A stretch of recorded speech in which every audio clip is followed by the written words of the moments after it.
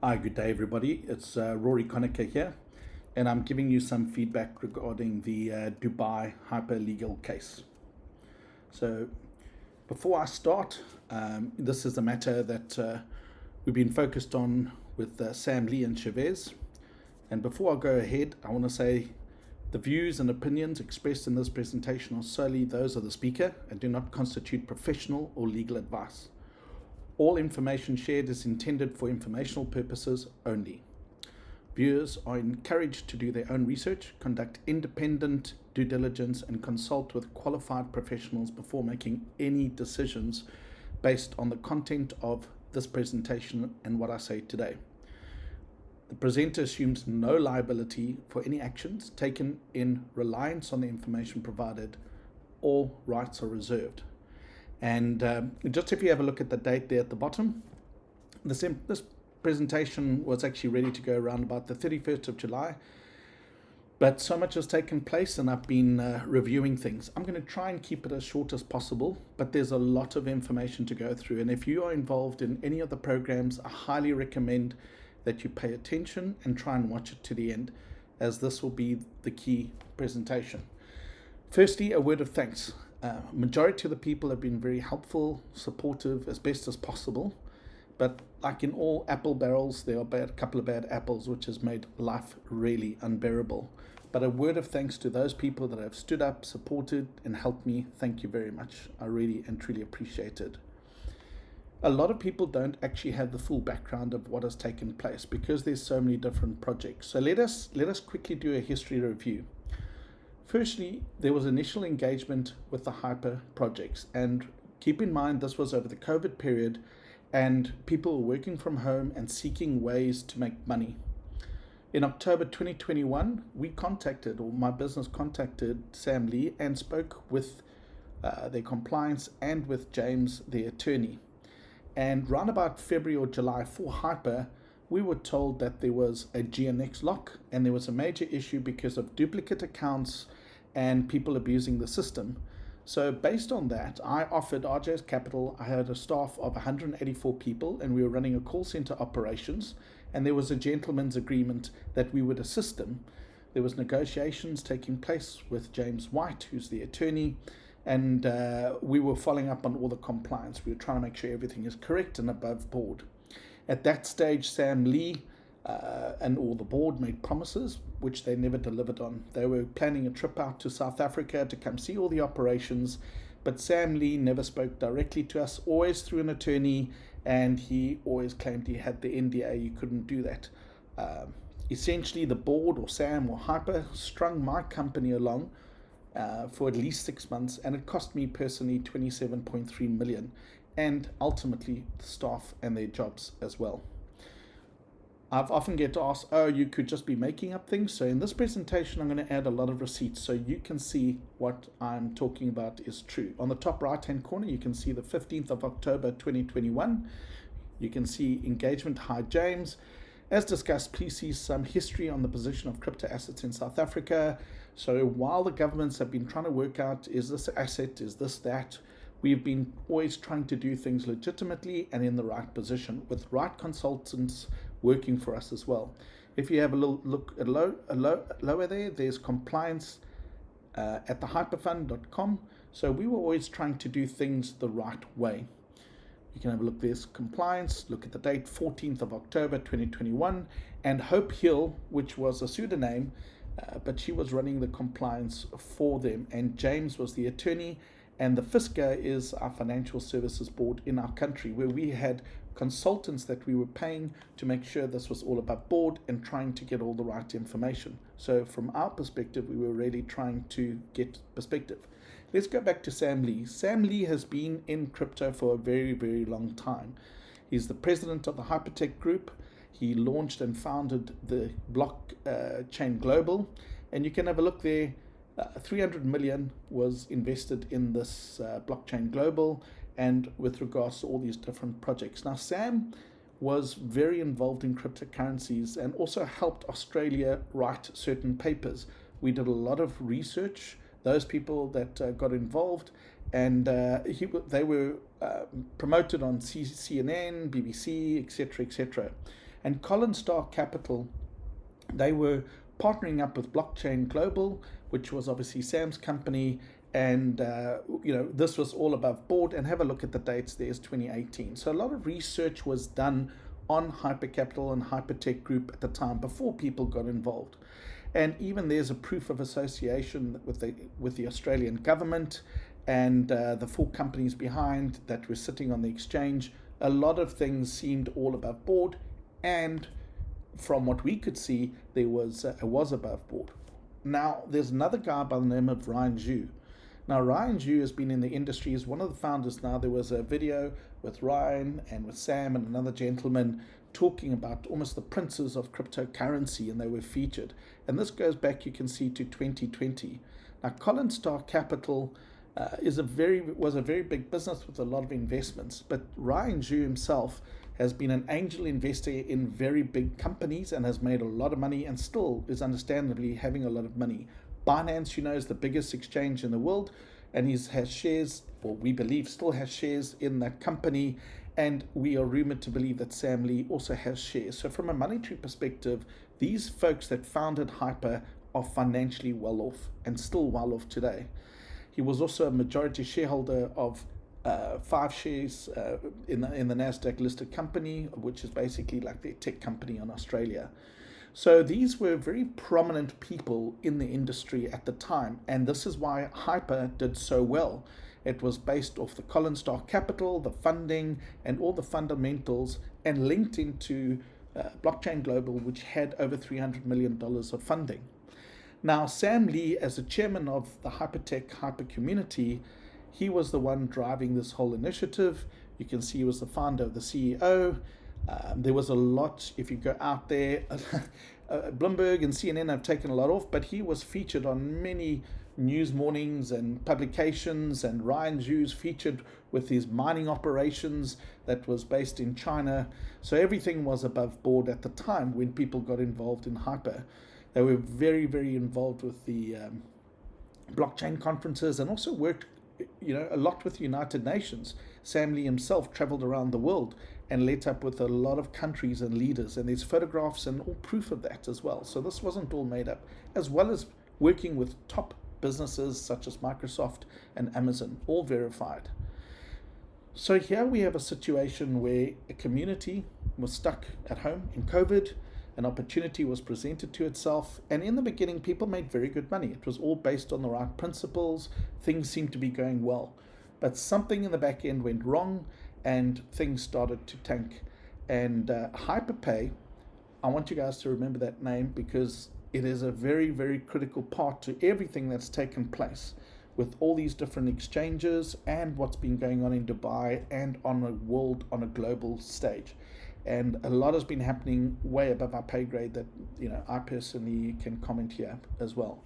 But HyperPay is now going through an absolute rebrand, because Hyper itself, from a naming perspective, has been trashed. And they have been in 8 years of operation. They've got exchanges.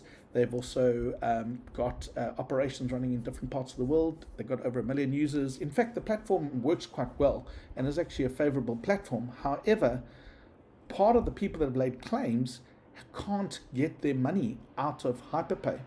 And we're talking large sums of money, not $100,000, not $200,000, substantial amount of money, where they have just gone and held the people's money and are just not paying the people out. So the question is, can this exchange be trusted? Well, what has been given to me and what I know, and people not getting their money out, in my opinion, absolutely not. So this is the background operation. People say, is there money to pay, etc. Well, you've got billionaires, so you've got guys with a lot of money, a lot of shares, and our investigations also support a lot of that stuff. So if you have a look here down at the bottom, just if you want to see where the connection does come in, have a look on the bottom of the card. You can say card recommendations. Can you see there's a card that says HyperPay? So they're busy with the rebranding, trying to obviously get away from this huge big crash with Hyper. And there's a lot of stuff taking place. So in rolls Sam with StableDAO. After all this chaos that was taking place, Sam came back to the community and said, look, we have a plan, we have a recovery, I will help the community, I'm now out of my NDA, I am going to be the shining example. So everybody's saying, well, okay, well, let's have a look, see. Let's see if Sam actually is a man of his word and let's see if we can do. So everybody piled in. Sam had a database of over 1 million people. Keep in mind, that was also linked to Hyper. He had a huge database, and he built StableDAO as well, launching some projects. Now, StableDAO was the tech side of it was developed by Chavez and his team. So Chavez and Sam are directly linked. They had, and still linked to this day, is my belief, particularly with the investigations that has taken place. VideoLook was marketed as a recovery mechanism for people, but it failed.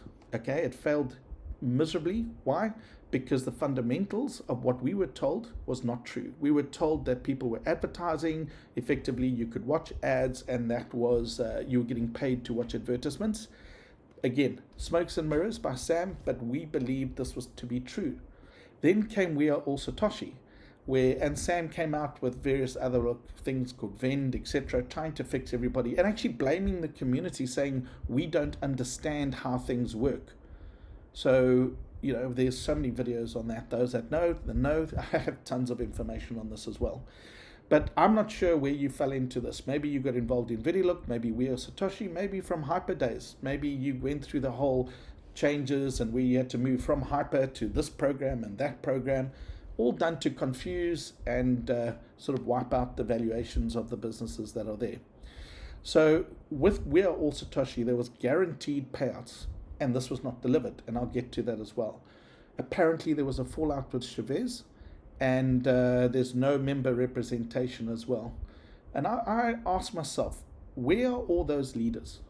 Where are all those people that were helping hundreds of thousands of people? Hundreds of thousands of people. People have lost huge money. Yet I seem to be the only person that has been standing up here over these last 2 years. So here we look at StableDAO. You can see there's Sam is launching StableDAO. It was an operation. Sam came out with full force saying this is what it's all about. Sam launched We Are All Satoshi with a compensation plan. And I want to read these words: securing liquidity, ensuring sustainability with We Are All Satoshi, backed by proof of reserves. So let's get a little bit into what that means of proof of reserves. Well, firstly, they set up what they called a vault. The vault over here on the top right hand side was supposed to be a secure vault, and it was based on the Binance chain, BEP20. And if you have a look underneath there's a little word Chainlink. The Vault Horizon, the proof of reserve, is publicly accessible in real time and is subject to the audit by Chainlink. So everything was above board and what was told to us, and all backed by the proofs of reserve. And we were told that we would either case would happen in 500 days, we would get 3 times our funds, or until Bitcoin reaches 100,000. So Bitcoin has already reached 100,000, and there's already been 500 days that has passed. But I haven't got my money. Most of the people still haven't got their money. So what has happened? Well, there was a Satoshi Square table where senior people and leaders, etc., were flown in, and they all got around the table. There's photographs with Chavez and Sam and videos and all this. I was not there, okay? But there were people there. Now, where are those people now? And you can see at the top right-hand side there, you got Chavez's communication channel. Here you can see he was promoting We Are All Satoshi Business. And this has now gone into Boomerang and all sorts of other things. But the bottom line is this. Chavez created a whole new cryptocurrency called BTCC. And our Bitcoin is supposedly locked into that, and we can't access it. And there's been no public communication. And Chavez, I invite Sam to publicly address everybody, because the destruction that you guys have given to the community is beyond even conceivable. What both of you have done. So we are also, there was a presentation, and Chavez, please, you're welcome to come online. I'm welcome to host you and Sam on a public debate if you want to. So if you have a look here, as We Are All Satoshi, there are 26,243 subscribers at the time of me pulling this off. And You can have a look there. Part of where Satoshi is processed to get BVDL to VidiLook Live. So there's all these processes. You've got to do this, you've got to do that. And very complicated, very difficult to go. I'm not going to read through everything, but I want to highlight some very key points. I'm actually going to put this in the current email. So if you didn't read it the first time and you've lost it in your inbox, you can go and have a look at it there. So this was a countdown timer, final call. Submit your complaint or claim to Dubai authorities before the 31st of July, and to highlight they're open to all current, previous, or new claimants. We basically said after 2 years of submissions and engagement, we need to basically come together and send our complaints. This matter now lies fully within the jurisdiction of Dubai authorities. Based on the scale and complexities of this case, it is clear that this extends far beyond a single platform or personality. It is now up to the community and the authorities to take it forward. The more we act as a global community to bring attention to this issue, the greater the likelihood of further investigation and intervention by Dubai. This cannot rest on one individual alone. It is your responsibility to now complete a very simple step. Send an email that registers your complaint or your claim. I said it is a formal handover to Dubai. All materials and case summaries have now been formally handed to the Dubai authorities. I remain available only in support and coordination capacity and will act if formally called upon. Any further investigation, communication, or resolution will be handled by the designated Dubai authorities. Again, this is what we were told by Samir, and everybody else is telling me I've been doing it wrong. Dubai can do it, Dubai can handle it, all the divisions are there. So I explained why must you send your claim and complaint directly, okay? And specifically, again, I say some had errors. For legal reasons, I'm not going to go and send personal details across to a third party. It's just not going to happen. The reasons why I originally asked it is because we wanted the attorneys to handle with that information. But direct submission protects the integrity in the process. And this also shows the authorities that it's you. I haven't made this stuff up. And you can choose to either send a complaint or a claim. So if you've lost your money and you're not wanting your money back, well then send a complaint. Lodge a complaint. Let them be aware. Can you imagine if 100, 200, 300,000 emails arrived? Would they not start paying attention? And you can lodge a claim. You don't have to send everything. You can just lodge a complaint, a claim, or follow the instructions. I've said what are your next steps, what do you need to do, explaining the things in detail. I've given email addresses and then full Google resources. So if you actually clicked on this and you had a look, it would take you to a drive. It talks, there's the Sam Lee. It tells you about, you can have a look there. There's his visa, there's his passport. This is stuff that he's publicly given out to us before. This is the actual email that I'm just reading through. I actually put a copy of it there. There's the letter to all the Dubai authorities, 1, 2, 3, 4, 5 key authorities that deals with finances. There is the proof and any response that I received on that day. So I'm proving that I've sent it through to you. I've also included the Hyper project overview. So if you looked at that screen and you wanted to go and see what that was all about, you can go and have a look at that as well. I have tons and tons and tons of information. Here is a simplified. I've done it in a PDF format. I've done it in a Word format. So here is a sample, simple guide, how to lodge a complaint, simplified. There is Sam and Chavez's details. Nothing stopping you emailing them directly, contacting them, asking them where your money is. I've done all the groundwork. Everything is there. Send your email. You just have to read through the document. Departments notified. I've given you the details. What do? Handles complaints, securities, investments, and non-banking financial firms. That is the securities commodities. They do. Virtual assets body there. Regulatory authority. Regulates virtual assets, service providers, crypto platforms. So if they haven't responded to you, why not? The central bank that deals with the crypto platforms and moves money, the Dubai police, the Dubai Financial Services Authority, Abu Dhabi's global market. There's another one. So it's up to you. Here is the email as well. You can share that. Okay, if you want to get updates, you can register here and get into the newsletter. You can even register by going here. I have done everything possible to make it easier for everybody to go through. And so one of the things is that I put in bounced emails there. Not, I actually purposely wanted to check something. I did have the answer because everything I do, I normally test and check.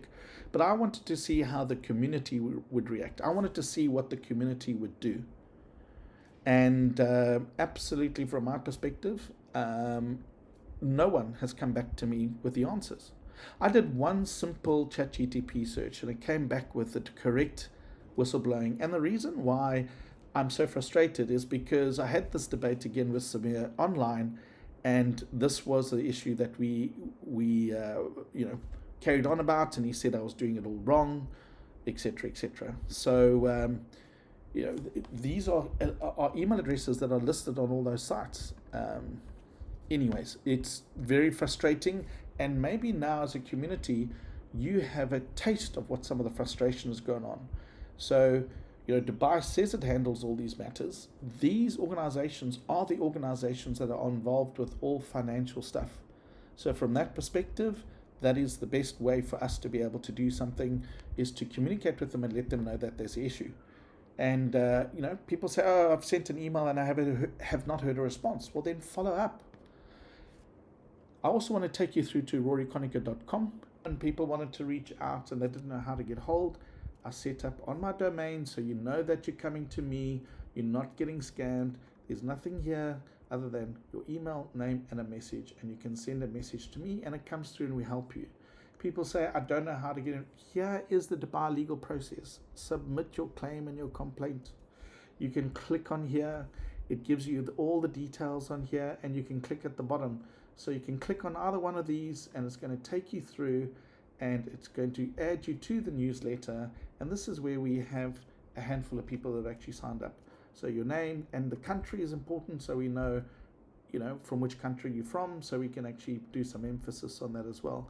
And I say, you'd get automatic updates if you receive this. And what's going to happen if you go and register on this now, you're going to get a copy of the email that I'm sending out to everybody. So any new people registering might only get that email now. But all the information is there.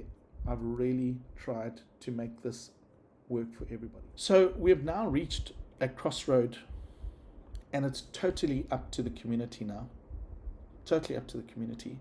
I have really done my best. We either carry on or we don't. And it kind of reminds me of a parable or a lesson. The grandfather talks to his grandchild. A grandchild sees two wolves fighting under the moonlight, and there's a white wolf and a black wolf. And I'm not saying black is bad, I'm not saying white is good. It's just a contrast, like yin and yang. You can make one wolf pink and you can make another one purple, because goodness gracious, I'm going to get said I'm a racist and things like that if I say black and white. So this is a parable. It's illustrative. You can choose which color you want to make the wolves. But the theory, or the example, is that inside of each of us there are two wolves. One is evil and one is good. Choose a color. And everybody has the right to be angry. Everybody, myself included. We all hurt. We all, we are frustrated. We've lost money. Lives have been destroyed. We want to lash out. We have all this pent up anger. We're driving it, and I just think we're driving it to the wrong place. I've been attacked. I could just tell you horror stories from my side. But essentially, the one side of you has evil, and the other side has good. One has got anger, guilt, self-pity, greed. And the other is joy, love, peace, and hope, empathy, truth. And the child asked the grandfather, which wolf is going to win? And which wolf is going to win the fight? So ultimately, the moral of the story is that it's the one that you feed most. So if you're going to feed evil, then let evil win. And if that's going to be your choice, that is your choice.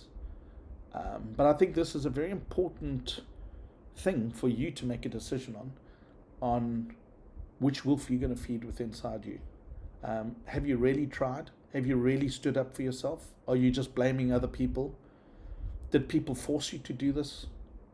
Have you really, if you've lost $10,000, $20,000, $50,000, have you done everything you can, or are you just blaming other people?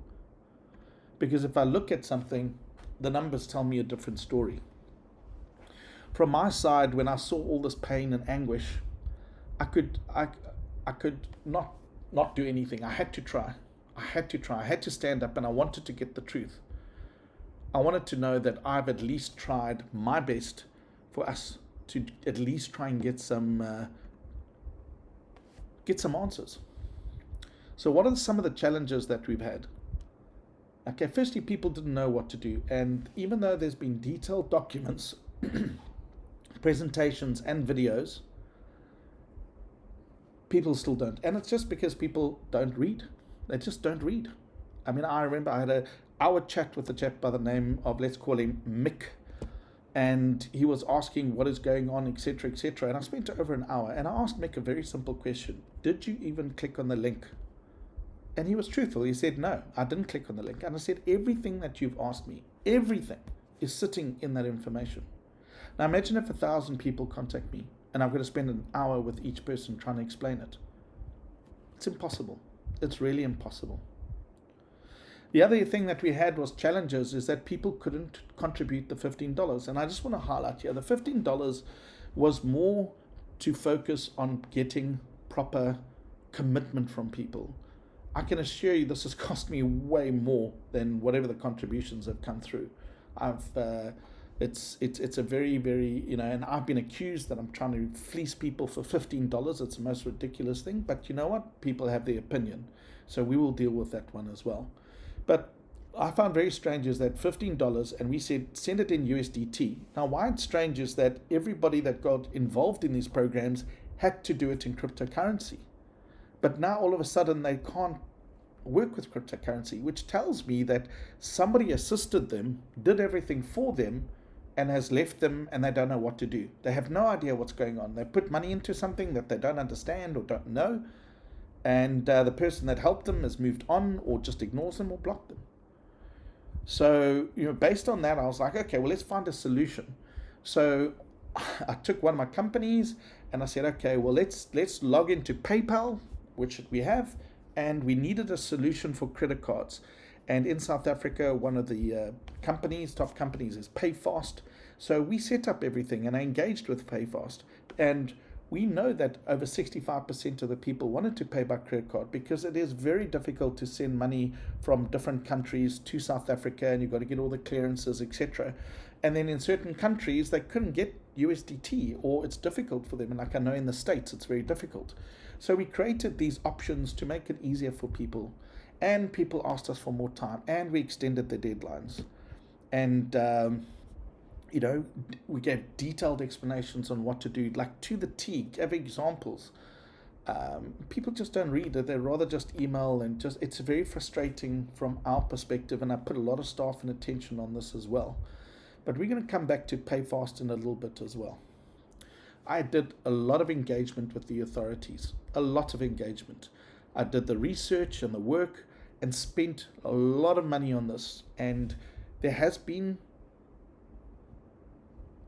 a few leaders that have supported in the background, but very few.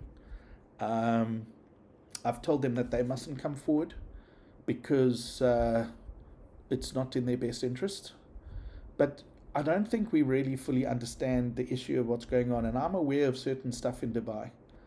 And the Interpol red notice, and things changed. So we were heading this direction. We did not get enough support. I must tell you, we didn't get to the 10,000. But based on that, we were offered arbitration when Sam Lee offered himself up, and he went 60 days into detention.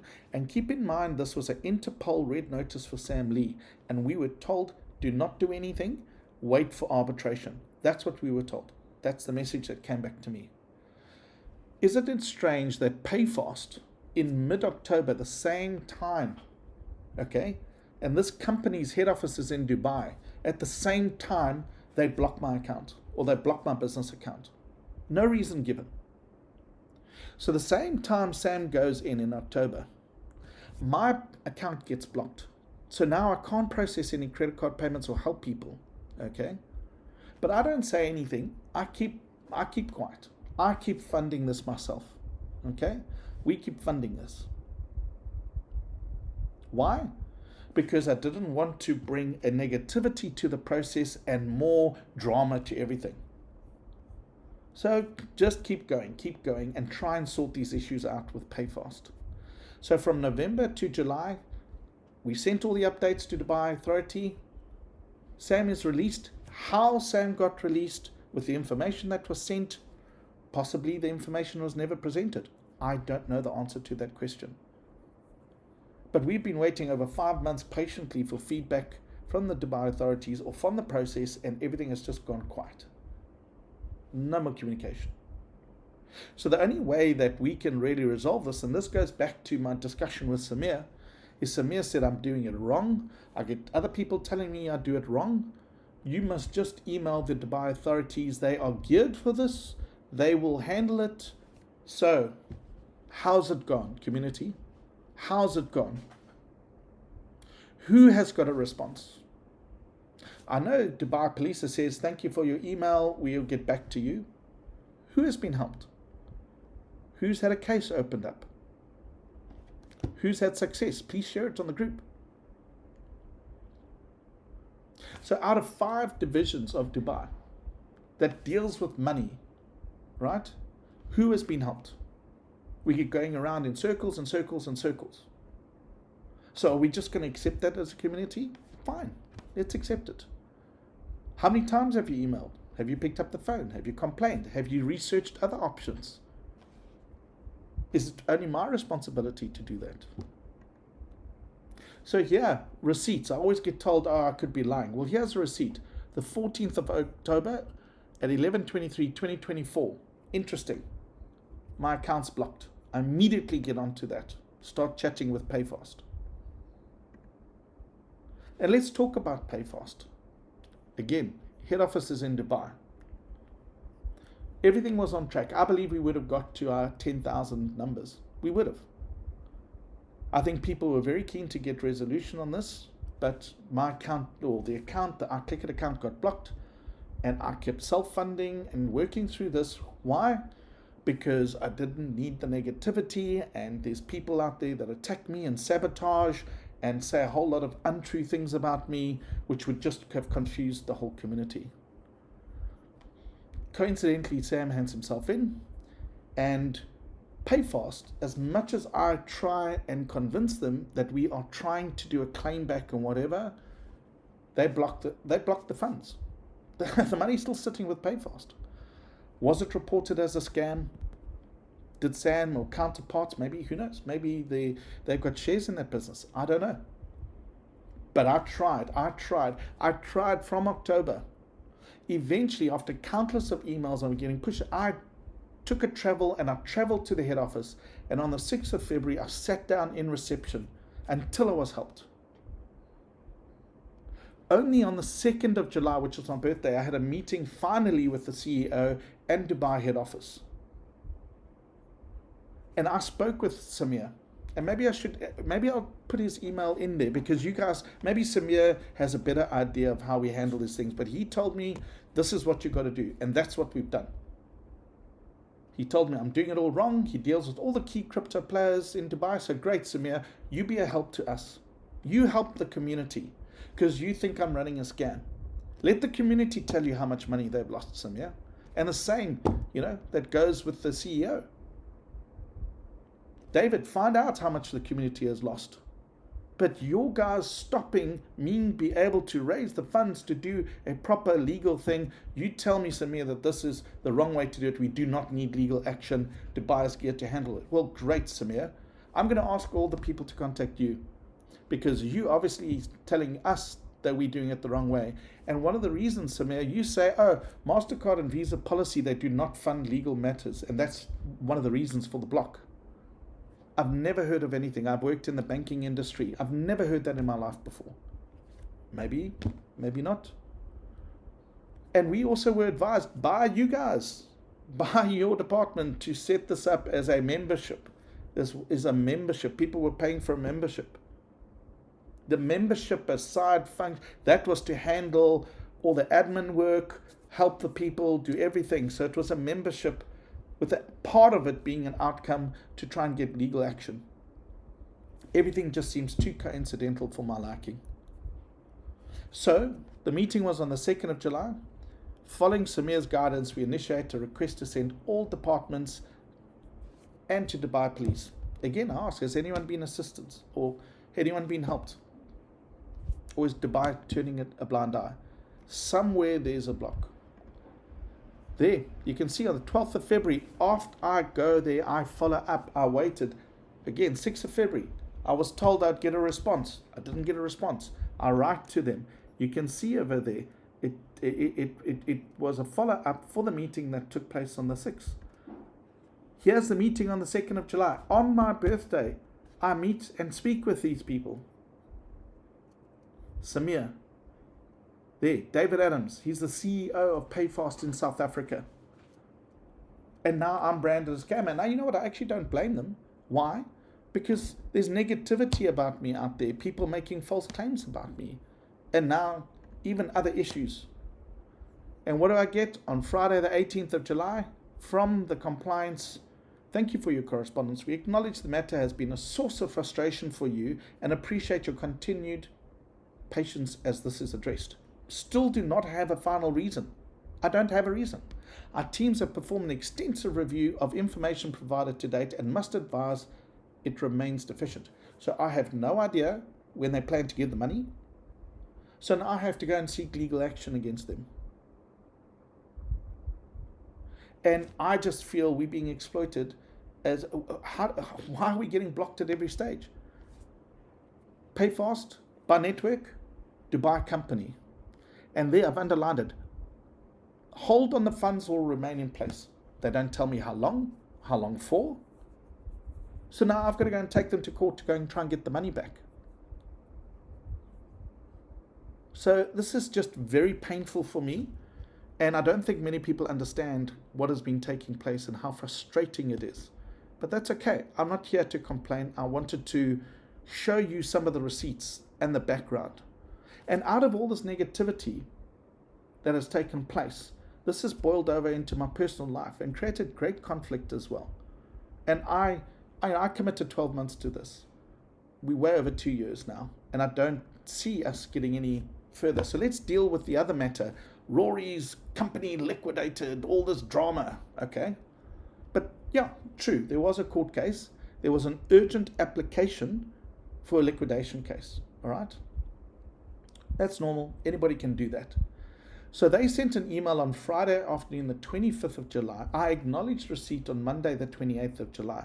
The cutoff for legal response was the 30th of July. And in our court system, you have to log online and submit things to the courts. You have to have, in this case, it's the High Court, and you need an advocate to do that. I can't represent myself in the court. It just doesn't work that way. So within 3 working days, I had to find an advocate, pay an advocate, and have an advocate review a 150-page document. It's just not reasonable. And I can't represent myself, although I did try. I went there and I attended. I drove 2,000 kilometers to be there. And I was told I wasn't organized. I have all the information here. I did my affidavits. I had everything. You can see. Everything was here. There's the affidavits. But yet, I'm told I'm not organized and all this other rubbish that's out there. So fine. I had my say in front of the judge. He asked me, and I had probably the most time out of anybody in that court when I had sat through that court. So the judge had to make a ruling. And what was the ruling? The urgent liquidation on that day was not granted. What was granted, and remember, I'm not allowed to represent myself, but the judge wisely asked me to give my input and my thoughts, issued what's called a draft liquidation. So all that means things are in a holding pattern until the court hearing actually takes place. But what's been put out into the media and all this drama and all these personal attacks and horrible things that have been said about me, all this means is that the judge has said, look, you will be given time to properly prepare and you have had enough time to get an advocate to represent you. My company is not liquidated. I will counter on the 17th of October and we'll take matters from there. So this is just all drama, all tactics. This is done to discredit me, hurt me, and force my hand. And I'm actually very, very sad about this because, yeah, it's just getting too much. Okay, you can see on the 30th of July, I responded the intention, and I state there's the date. Friday afternoon, response, everything. And you know the advocate, when they arrived in the court papers, we were first up on the list. The court papers, the judge hadn't received it. Because it was so urgent, he didn't even have the papers. So I had to wait the whole day and be last heard, which was fine. And I went and did the gentleman thing, went up to the guy and said, look, I'm Rory Conacher, I'm the person that wrote, etc. Do you know what that advocate did? He stood up and said, Your Honor, this person has identified himself and he's not an advocate, he may not represent himself in this court. So, being a gentleman, going up, he turned that against me. That's his job. I guess he's doing his best for his client. But Michelle, Alliston, and Sebastian, they're adamant they want to push through. And I'm not going to discuss this case. I'm very sad. I'm very heartbroken for various reasons. Because one, on the 25th of July, they could have stopped this at any stage. I wrote to all the creditors and said the update confirms that the legal dispute between those parties, a copy of such a letter, so this is saying allowing payments to proceed, a copy of such letter has been submitted to the credit committee. I have kept everybody up to speed on everything. I have followed the law. When everything went down with Hyper, I had diversified investments, and when Sam Lee didn't come through and do what he did, there were some black swan events, but I had diversified investments, and this is now finally coming to, but all the creditors got this, and you know, my cousin at any stage could have withdrawn this urgent acquisition, but thankfully, in a sense that now it's out, I can do a proper audit on the company and take my time to address all these issues. But who's going to suffer at the end of the day? It's all the creditors. You know, and if you have a look at this guy, I'm sure some of you might know Danny DeHeck. He's been at me saying does he really care? Or is it all about clicks or his dream to have a Netflix? And he's probably going to use this video and say bad things about me. Nothing unusual, you know. And, you know, it's true. Michelle is a creditor and Sebastian's a creditor of the company. I've kept, but what they wanted was for me to give them special treatment. And they said if I didn't pay them on this date, they would do X, Y, Z. And they've gone. And unfortunately, why I'm sad is that, you know, and maybe there's something sinister. I don't know. They're saying Dubai. Who knows? Maybe they've teamed up with whoever's trying to discredit us and stop us from getting what's due to us. Michelle and Sebastian set up a group called the Vanguards, and they contacted all the creditors saying it would be private and confidential. Some of the creditors shared information. They took that information and put that into the court statement, and it's factually incorrect. And what's very sad is that information has now gone to the South African Revenue Services. So Michelle and Sebastian have actually hurt a lot of people, and now we've got to unbundle more of a mess. And I'm actually heartbroken, and I'm heartbroken for various reasons. Firstly, that Michelle, look, I can respect what she's doing. She believes she's doing what's right. Sebastian believes what they're doing right. Danny's obviously got into their ear. You know, I have so many disgusting messages directly from Danny. He thinks that's just who he is, I guess. But I'm heartbroken because we will see how this ends. And the person that I think is going to get hurt the most out of this is Michelle and Sebastian. Danny doesn't really care. Danny's about clicks. Does he really care about Michelle and Sebastian? Well, let's see. Let's see what happens after the 17th of October. Let's see what happens. Maybe she's right. Maybe the money doesn't come to RJS Capital as promised in the letter, and then we do liquidate the company. But if the money does come, it's too late to say I'm sorry. Not when you throw hundreds of thousands of rands and defame me and all that. So let's see what happens. Enough about that. So let's get it back to the community response and the initiative. When I started this, It was about truth, justice, and a chance for our money back. TLV stands for Truth, Lies, and Video. We had video evidence, and we as a community needed closure. I needed closure. We had to do something.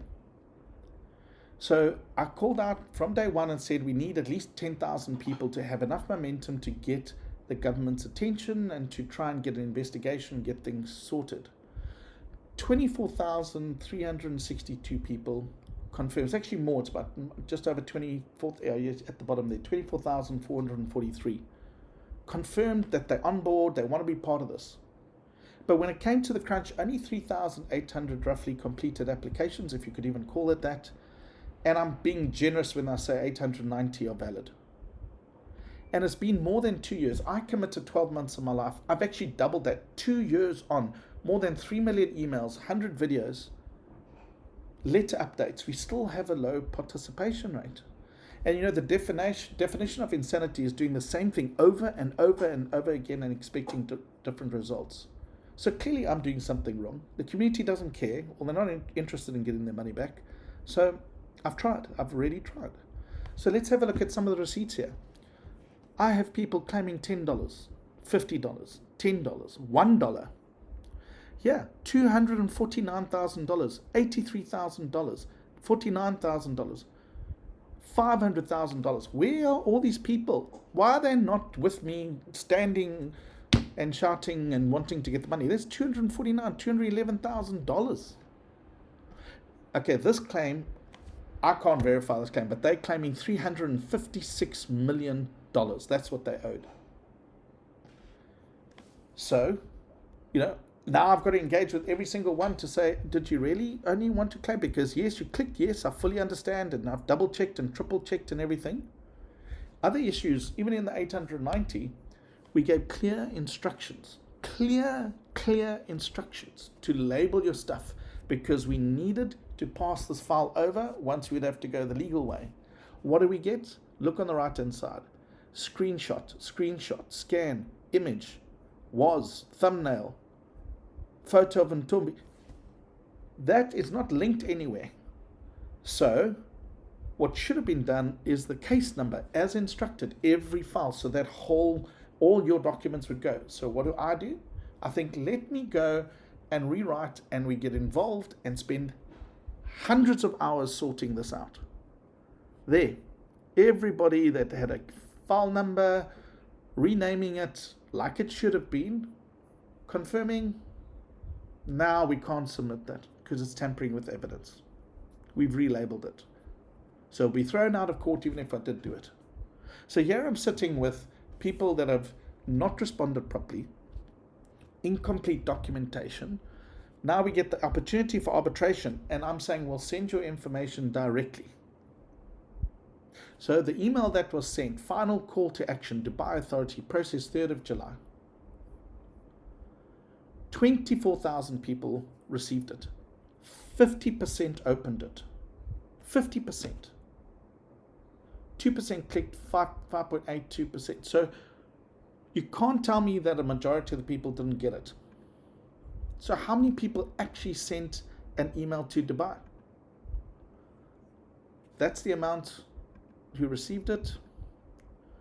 If you want to look who opened it, there it is. There's the breakdown of people that actually opened it out of the 24,000. Majority in the United States of America, the United Kingdom, South Africa, Australia, Canada. That's who bothered to open the email.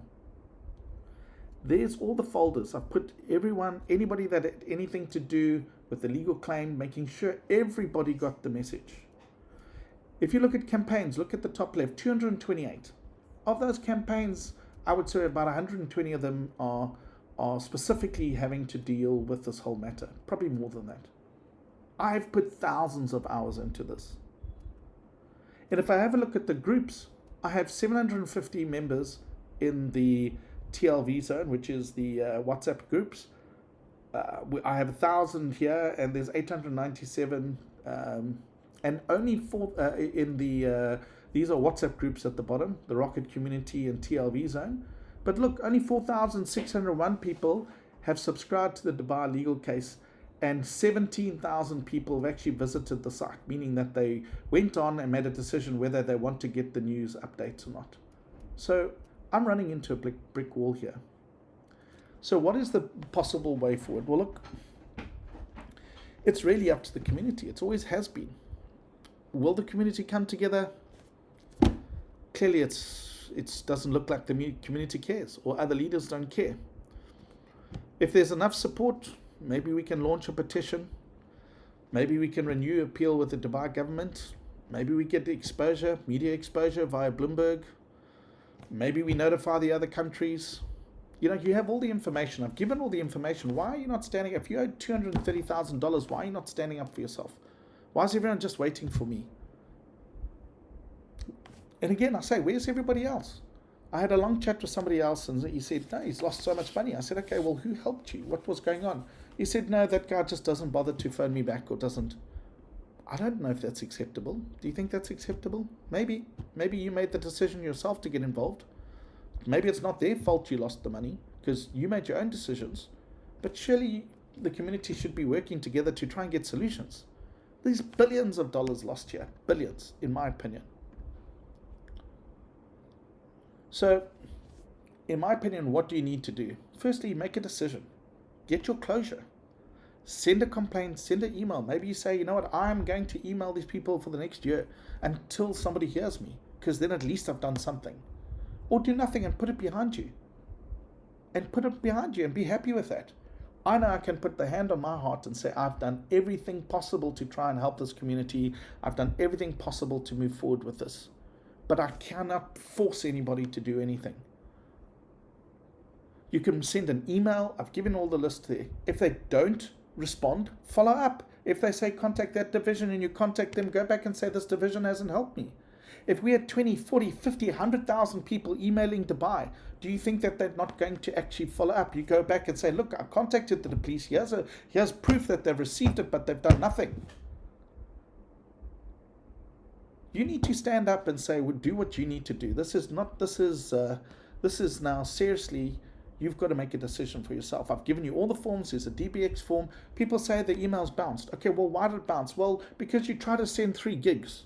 There's a bouncing if there's greater than 25 megs, then you need to create a link to your documents or WinZip it or make a plan. People say, I don't know how to do it. Well, then Google it. Ask somebody else. I don't have time to explain to you how to send documents. Find somebody. This is your money at stake. You know, why haven't you joined the WhatsApp group and Telegrams instead of people screaming or hate message against me and you don't even know what's really happening behind the scenes? Why don't you just try and help each other? Why must there be all this attack and evil? And I just don't understand. I just don't understand those people that have deserted their people. I just don't understand it. Speak to the other people. There's a community there. Join those communities. Speak. See, maybe somebody else can, do it a lot better than I can. Put the forms together. Everything is there. You just have to fill your information in and send it, and launch it. And if Dubai doesn't respond, then we find a way. So I just want to leave with some personal key points here. I believe the majority of the people just want the same thing, and they want to get closure, and they want to get their money back. But all this negativity about me and this legal case that's blown out of proportion and stuff in these public things attacking me, well, no wonder PayFast is going to lock the money down. Well done, guys. Well done. Calling me a scammer. Well, maybe that's good enough reason for them to lock the money. Now I have to go and have another legal battle with them, costing me money to go and get that money back. I don't know how long it's going to take, but I'm not going to let it go.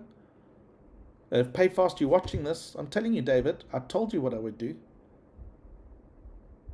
I just can't accept it. I just cannot accept that you are bullying companies and putting me in the position you are. The other thing is no one reads messages. No one reads anymore. And we get contacted for the same thing over and over and over again. There's also no public support. I'm the only public person here. How in 2 years other people have not stood up or other leaders haven't come forward? I know there's leaders sitting in Dubai that have made tens of millions of dollars. More. Maybe those leaders are scared that they're going to lose their money. Maybe they just don't want to get involved. They've made their money and moved on. Maybe I'm stupid. Maybe I wrote here stupid on my head, putting my hand up, because I've had defamation, ongoing character assassinations. I've had sabotage on websites. I've had sabotage. I've had identity theft. I have people copying me in Telegram, trying to confuse people, solicit money, hate messages, disgusting messages, evil messages. Yes, I've had death threats. And I've persevered because I believe it is the right thing to do to at least get closure for everybody.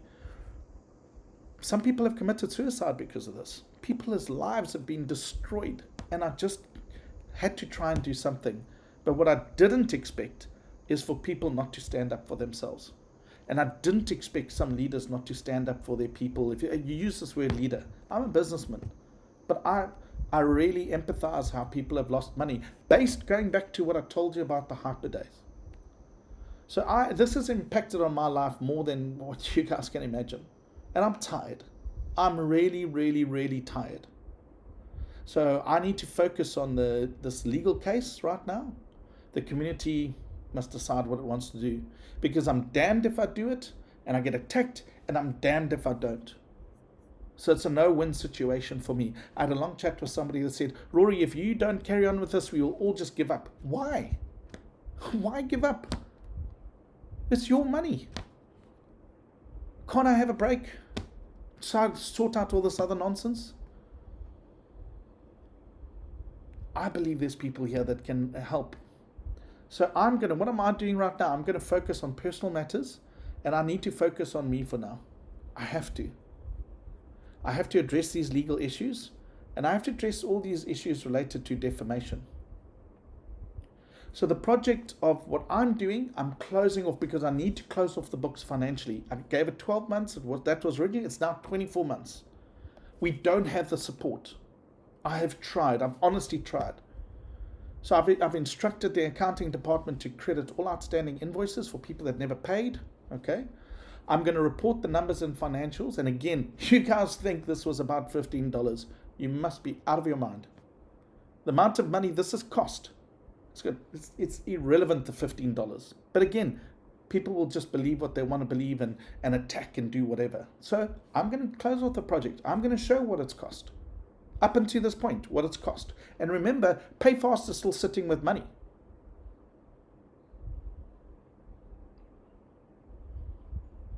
Thousands upon thousands upon thousands of personal hours has been put into this. And for those people that think I have stolen or scammed you for $15, I'm putting an email out to every single one of you that wants your $15 back. I'm going to pay your $15 back. You can have it. You can have it. So look out for an email. If that's what it's about for you, this $15, you've missed the whole point of what we are trying to do. You can have your $15 back, and somebody else can help you. And if you do get your $15 back, I'll make certain in a way that if we do succeed going forward, you're not going to be part of it. That's for damn sure. Because get harassed and said that I'm scamming you for $15. It's ridiculous. So for me, the way forward is purely in the hands of the community now. I'm leaving this with the community. I'm taking some time off until the end of October, and I have to sort those things out. At the moment, the subscribers, I said for newsletter and update instructions, it's just over 4,000. This is what it looks like. In the email, if you want to subscribe, if there's enough people that say, actually, no, I don't want to try and get my money back, or no, I'm not interested, but I'm not pushing it anymore myself. I'm really not. I can't. So while I'm away, join the Telegram groups, join the WhatsApp groups, hate on me if you want to, say whatever you want to, engage with each other, figure it out. Other people stand up and say, you know what, we're going to publicly stand with Rory, or we're going to come up with a system. But in November, I will review the database. If there's not enough support, I will close it off and I'll be done with it. It's finished. Finished. I move on. And I'm not sorry, all those people that are attacking me, saying bad things about me, you put your hand up. You do something. You got all the answers. Stand up and do something with the community. All the community is there. Join the community. You take action. I just know if, as a community, if we stand together, we can get something done. But right now, the community's moved on. I mean, I had questions, crazy questions. People saying, oh, if I send my information to Dubai, does that mean the government will know about it? And so that tells me you've done something wrong in the first place, or you trying to hide money or whatever. So then I don't even know why you even trying to get your money back if you've done something wrong. But everybody that's on an email database is going to receive an email. And I'm going to set this video to private. That means it's not going to be found on YouTube unless you've got the link. So other people won't know about it. If you want to share it with somebody else, then share it with somebody else. If you've unsubscribed from roryconacher.com, right, you will not get the email. That means you're blocked. So if you have unsubscribed from me in the past and you're not getting emails, it's because you're unsubscribed. So you better subscribe again. Otherwise, you're not going to get the information. And I want to leave you with this imagery. And I thought, how do I demonstrate how I feel, what the situation is? And if you have a look, I feel I'm like this wolf, good, bad, whatever. I'm tired, guys. I'm bitten. I'm being attacked. And everybody else is sitting on that hill watching me being attacked. It's not fair. It's really not fair. And you know it's not fair. Yet I still get attacked. If the community decides to do something and we can you imagine if we all just went after the same thing?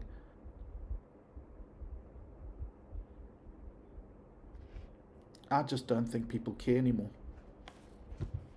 And I'm not going to sit here giving hope to people and being attacked for that hope.